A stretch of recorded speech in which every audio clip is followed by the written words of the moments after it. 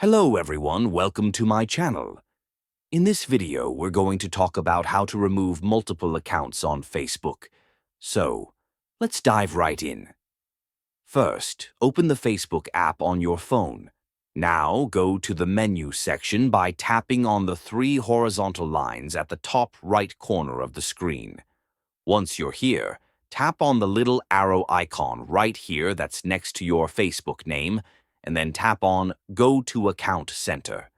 This is going to open your Account Center page, where we can manage our Facebook or Instagram accounts. And in order to remove our Facebook account, simply scroll to the bottom until you can see the Accounts option and tap on it. This will open a list of all the accounts you have on this specific device. If you want to remove this Facebook account, just tap on the Remove button, and that Facebook account will be removed from your device. And that's it.